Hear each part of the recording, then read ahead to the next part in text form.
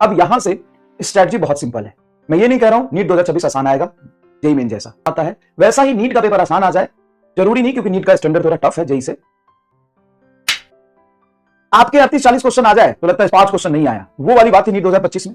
ठीक है, 2-4 क्वेश्चन ऊपर नीचे होते हैं अगर पेपर बहुत ज्यादा अजीब सा बनाया जाए तो, लेकिन अगर नॉर्मल जिस तरह से पैटर्न पे पेपर पूछा जाता रहा है 20 सालों में, वैसा अगर पेपर आए तो आपको डेटा के साथ हूबहू सेम टू सेम 50% पेपर मिलेगा। 50% पेपर मिलेगा डेटा के साथ हूबहू। अब आप एज ए स्टूडेंट क्या सोचेंगे कि सर हमको क्या करना चाहिए? तो आपको ये करना चाहिए, बहुत अच्छे से बेसिक कंसेप्ट, बेसिक फॉर्मूला और बढ़िया से क्वेश्चन प्रैक्टिस करना चाहिए। पेपर अगर इजी आता है 45 से 45 क्वेश्चन आपको नोट से मिलेंगे और मतलब 25-20 सवाल एकदम डेटा के साथ मिलेंगे। टफ आ गया तो भी 38-40 क्वेश्चन नोट से मिलेंगे, क्योंकि सिलेबस से बाहर जाके तो सवाल बनाया नहीं जा सकता। सिलेबस से बाहर जाओगे तो कितने बाहर जाओगे? 1, 2, 3 क्वेश्चन में दिक्कत करोगे और कितने क्वेश्चन में दिक्कत कर सकते हो आप? समझ लो, 2 क्वेश्चन में, 1 क्वेश्चन में या 3 क्वेश्चन में दिक्कत कर सकते हो, पूरा पेपर खराब तो नहीं कर सकते। तो नीट 2025 में भी जिसने वो क्वेश्चन नहीं किया था वो AIR 1 लाया, किसी के भी 180 में से 180 नंबर नहीं है। ठीक है ना, तो क्योंकि वहां पे टाइम का प्रेशर बहुत होता है। मैं ये नहीं कह रहा कि क्वेश्चन करने वाला नहीं था, टाइम का प्रेशर बहुत होता है। ठीक है, तो एक बार अजीब सा बिहेवियर होने का मतलब ये नहीं है कि पेपर हमेशा वैसा ही अजीब सा है। अगर आता भी है तो भी आपको कूल एंड काम रह के 3 घंटे में जैसा बेस्ट परफॉर्म करना है वैसे करना है। आप अगर पेपर 25 जैसा रिपीट होता है 26 में, आराम से बायोलॉजी ढंग से करिए, केमिस्ट्री करिए, और फिजिक्स में आराम से आप 35-40 क्वेश्चन पे टच करिए, आप एम्स दिल्ली में जाएंगे। 2025 में जिसने भी 35-36 क्वेश्चन कर लिया तो एम्स दिल्ली में बैठा ना भाई। समझ रहे हो? समझ रहे हो? तो पेपर जेईई मेन का जरूर करिएगा, थोड़ा थोड़ा करके पढ़ेंगे, ज्यादा नहीं पढ़ेंगे। अब यहां से स्ट्रेटजी बहुत सिंपल है।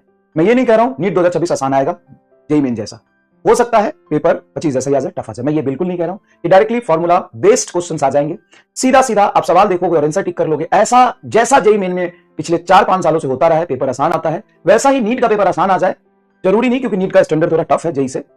2025 के कंपेयर में तो टफ ही कहोगे ना यार, जब पेपर 2025 जेईई मेन का देखो, 26 जेईई मेन का देखो, उस हिसाब से तो नीट का लेवल थोड़ा टफ हो गया है।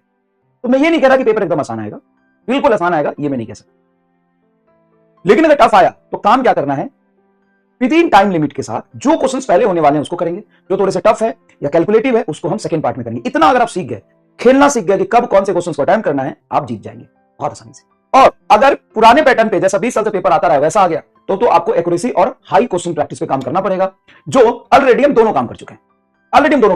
बहुत टफ आया, उसके लिए भी बहुत सारी चीजें हमने पढ़ी है, और बहुत इजी आया तो जेईई मेन और नीट के पीवाई की और छोटी छोटी चीजें भी हमने डिस्कस करी है। ठीक है, चलिए, तो आपको परेशान होने की जरूरत नहीं है। अब यहां से मैटर करता है सिलेबस बहुत अच्छे से कंप्लीट करना और बेसिक फॉर्मूला चीजों का बहुत अच्छे से रिवीजन करना और रिलेवेंट क्वेश्चंस की प्रैक्टिस करना। ठीक है, पूरा टाइम मिला आपको फिजिक्स सीखने का, आपने जितना फिजिक्स सीखना था आपने सीखा। अब यहां से अंदर घुसेंगे और पीएचडी करने जाएंगे, एक बहुत टफ क्वेश्चंस करेंगे, उससे आपका कोई फायदा नहीं है, क्योंकि अगर एक टफ क्वेश्चन आया तो शायद वो आपसे नीट में हो या ना हो इसकी कोई गारंटी नहीं है, लेकिन एक आसान गलत हो गया या इजी क्वेश्चन छूट गया, वो तो बहुत लोग करके आएंगे, उससे रैंक डिसाइड हो जाएगा। तो नीट 2025 में सरफेस टेंशन वाला जो क्वेश्चन था या 1-2 क्वेश्चन और कैलकुलेटिव था, उससे सिलेक्शन या रैंक डिसाइड हुआ कि बाकी के जो 4 नंबर मिलने वाले सेम क्वेश्चंस थे, उसी के जैसे वेटेज वाले और आसान थे, उससे मैटर करता है। बताओ मैटर किससे करता है? सिलेक्शन होना या सिलेक्शन रुकना किस बात पे डिपेंड किया? बताओ ना। वो टफ क्वेश्चंस कर लेने पे वो तो किसी ने नहीं किया। अब आप यहां पे बोलेंगे ना मुझे सर 180 में से 180 चाहिए ना, प्रॉब्लम ये नहीं है, यही तो माइंडसेट की गलती है आपकी। आप यही तो नीट 2025 आपको सिखाया कि आपको 700 में से 700 चाहिए, आपको 180 में से 180 चाहिए, नहीं, आपको एम्स दिल्ली चाहिए। और हो सकता है कि एम्स दिल्ली अगले साल 640 में मिले, तो आपको 700 क्यों चाहिए? हो सकता है एम्स दिल्ली अगली बार फिजिक्स में 130 नंबर करने पर मिल जाए, तो आपको 180 क्यों चाहिए? वो एटीट्यूड लेके जाएंगे ना कि हमको 180 में से 180 चाहिए, नहीं, पेपर रिलेटिव होता है, आपको पेपर के लेवल के अकॉर्डिंग क्वेश्चंस को सॉल्व करने होते हैं।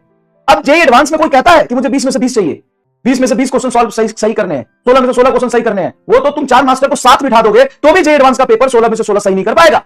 4 मास्टर को, जेईई एडवांस के मास्टर को साथ बिठा दोगे, मैं डिसरिस्पेक्ट टीचर का नहीं कर रहा, मैं जेईई एडवांस के पेपर का लेवल बता रहा हूं। अगर 4 लोगों को साथ बिठा दोगे तो भी हो सकता है एक आध सवाल ना हो। तो प्रॉब्लम माइंडसेट का है आपकी कि आपको सारे सवाल करने ये जरूरी नहीं होते हैं। सारे सवाल आप कर पाएंगे। जब नीट 2024 जैसा पेपर हुआ था, 180 में से 180 लाइए, बहुत सारे बच्चों ने लाया था और इजी हुआ, आराम से 180 हो जाएंगे। टफ हुआ तो भाई साहब उसमें 160 नंबर लाना ही सबसे टफ बेस्ट हो जाएगा। समझ रहे हो? आओ शुरू करते हैं ऑल्टरनेटिंग करंट। और जेईई मेन के कल 2 शिफ्ट हुए, दोनों शिफ्ट में केमिस्ट्री थोड़ा लेंदी था, है ना, फिजिक्स बहुत आसान आया था, बहुत आसान मतलब फॉर्मुला बेस्ड था। 2-4 क्वेश्चंस को छोड़ दिया जाए तो, ठीक है, 2-4 क्वेश्चंस को थोड़ा छोड़ दिया जाए, 2-4 क्वेश्चंस थोड़े कैलकुलेटिव थे, बाकी के डायरेक्ट फॉर्मुला बेस्ड।